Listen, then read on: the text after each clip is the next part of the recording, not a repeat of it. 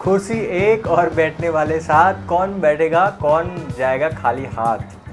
तो दिल्ली में रेवड़ी और लड्डू की जो राजनीति थी, उस राजनीति में लड्डू जीत चुके हैं। अब लड्डू आ गया है अचानक भाजपा के हाथ में और खाने वाले हैं साथ। और ये सातों के हाथ में से कौन अपने हाथ में रखेगा ये लड्डू, इसको देखने के लिए हम विवरण करेंगे कि कौन इस कुर्सी पर बैठेगा और कौन खाएगा लड्डू।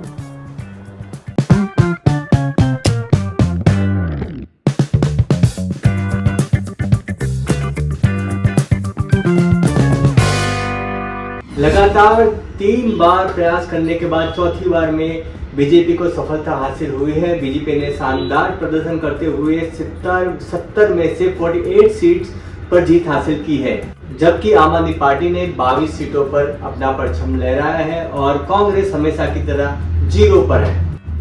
इस जीत के साथ भाजपा दिल्ली में 27 साल बाद सरकार बनाने जा रही है और अब सभी की नजर इस बात पर है कि भाजपा किसे अपना मुख्यमंत्री बनाएगी। इस रेस में कुल 7 प्रमुख चेहरे हैं जिनकी दावेदारी मजबूत मानी जा रही है। आइए जानते हैं ये चेहरे कौन हैं और क्यों उनकी मुख्यमंत्री पद की रेस में दावेदारी सबसे मजबूत मानी जाती है। पहले है प्रवेश सिंह वर्मा, भाजपा का जाट चेहरा। प्रवेश सिंह वर्मा जो पूर्व मुख्यमंत्री साहिब सिंह वर्मा के बेटे हैं, भाजपा के एक प्रमुख चेहरा बनकर उभरे हैं। वे पश्चिमी दिल्ली के लगातार 2 बार सांसद रहे हैं। इस बार उन्होंने दिल्ली के मुख्यमंत्री अरविंद केजरीवाल को 4000 वोटों से हराया है। हालांकि जो प्रवेश वर्मा का से जुड़ा बहुत सारा ऐसा किस्सा है जिसमें प्रवेश वर्मा जूते चप्पल और पैसे बांटते हुए नजर आते हैं और खुलेआम ये भी कहते हैं कि हाँ मेरी संस्था है और मैं पैसे बांटता हूँ। अगर भाजपा जाट नेता को मुख्यमंत्री बनाती है तो ये हरियाणा में नॉन जाट मुख्यमंत्री वाली नाराजगी को कम करने में मदद कर सकता है और किसान आंदोलन को भी दबाया जा सकता है। नंबर 2 पर है मनोज तिवारी, पूर्वांचल वोटरों का आदर्श। मनोज तिवारी जो पूर्वांचल उत्तर पूर्वी दिल्ली से लगातार तीसरी बार लोकसभा चुनाव जीत चुके हैं, इस रेस में प्रमुख दावेदार में से एक हैं। 2016 से 2020 तक वह दिल्ली भाजपा के अध्यक्ष रहे थे और पूर्वांचल क्षेत्र में उनकी भारी लोकप्रियता है। भाजपा ने उन्हें 2024 के लोकसभा चुनाव में फिर से टिकट दिया था, जबकि दिल्ली के 7 सांसदों में से अधिकांश के टिकट काट दिए गए थे।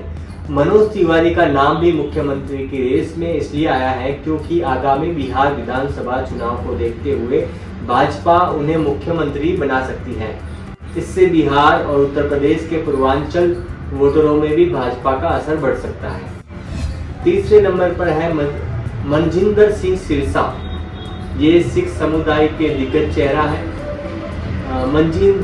मनजिंदर सिंह सिरसा जो 2013 और 2017 में शिरोमणि अकाली दल के टिकट पर विधानसभा चुनाव जीत चुके थे, अब भाजपा में शामिल हो गए। उन्होंने 2021 में भाजपा का दामन थामा और इसके बाद उन्हें राष्ट्रीय मंत्री का पद भी सौंपा गया। सिरसा को दिल्ली में सिख समुदाय के बड़े नेता के रूप में माना जाता है। यदि भाजपा सिरसा को मुख्यमंत्री बनाती है तो यह पंजाब में भाजपा की पकड़ को मजबूत करने के लिए एक अहम कदम हो सकता है। दिल्ली में सिख समुदाय के बीच सिरसा की लोकप्रियता और पार्टी के लिए उनकी रणनीतिक अहमियत को देखते हुए उनकी दावेदारी काफी मजबूत मानी जा रही है। चौथे नंबर पर है स्मृति ईरानी। स्मृति ईरानी इसलिए कंसिडर की जाती है कि महिला नेतृत्व को बढ़ावा देने की कोशिश अगर की गई तो स्मृति ईरानी पर खेल खेला जाएगा। उनको मुख्यमंत्री बनाने की संभावना है।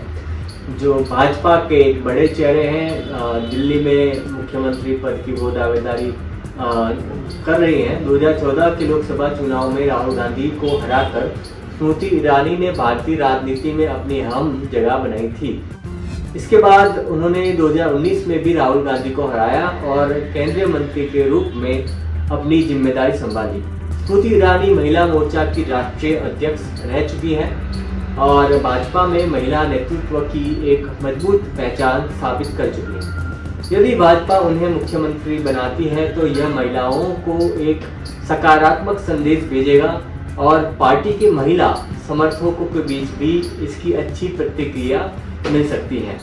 5वें नंबर पर जिनका नाम आ रहा है वो है विजेंद्र गुप्ता, पार्टी के पुराने और मजबूत नेता जो रोहिणी विधानसभा सीट से लगातार 3 बार चुनाव जीत चुके हैं। दिल्ली भाजपा के एक पुराने और मजबूत नेता हैं। वे 2015 में दिल्ली विधानसभा में केवल 3 भाजपा विधायकों में से एक थे। गुप्ता पार्टी के संगठन में भी बेहद सक्रिय हैं और उनका संघ से भी गहरा जुड़ाव है। विजेंद्र गुप्ता ने दिल्ली में पार्टी के लिए संघर्ष किया है और उन्हें पार्टी के अंदर एक मजबूत नेता माना जाता है। वे 2 बार दिल्ली विधानसभा में नेता प्रतिपक्ष भी रहे हैं। उनका अनुभव और संगठन में पकड़ उन्हें मुख्यमंत्री पद की रेस में एक मजबूत दावेदार बनाता है। 6ठे नंबर पर है मोहन सिंह बिष्ट। मोहन सिंह बिष्ट 1998 में 2015 तक लगातार 1998 से 2015 तक लगातार 4 बार विधानसभा चुनाव जीतने के बाद 2015 में कपिल मिश्रा से हार का सामना किया था। हालांकि 2020 में उन्होंने फिर से विधायक पद हासिल किया और फिर से भाजपा ने उन्हें मुस्लिम बहुल मुस्तफाबाद से टिकट दिया, जहां से उन्होंने जीत हासिल की। मोहन बिष्ट का पहाड़ी क्षेत्रों में अच्छा प्रभाव है और उनकी संघ और संगठन में मजबूत पकड़ है।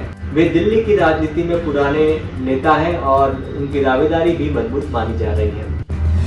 वीरेंद्र सचदेवा जो 2023 में दिल्ली भाजपा के प्रदेश अध्यक्ष बने, अब दिल्ली की राजनीति में प्रमुख नेता के रूप में उभरे हैं। 2007-2009 तक चांदनी चौक और 2014 और 2017 तक मयूर विहार भाजपा जिला अध्यक्ष रहे हैं। इसके अलावा उन्होंने 2009 और 2009 से 2012 तक दिल्ली भाजपा प्रदेश मंत्री का भी पद संभाला था।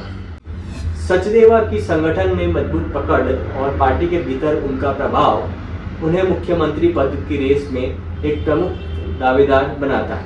तो ये थे दिल्ली के मुख्यमंत्री बनने के लिए दावेदार लोगों की लिस्ट।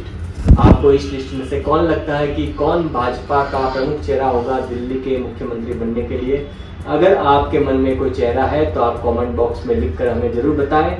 तो अगर आपने चैनल सब्सक्राइब नहीं किया तो चैनल को जरूर सब्सक्राइब कर लें। थैंक यू, धन्यवाद।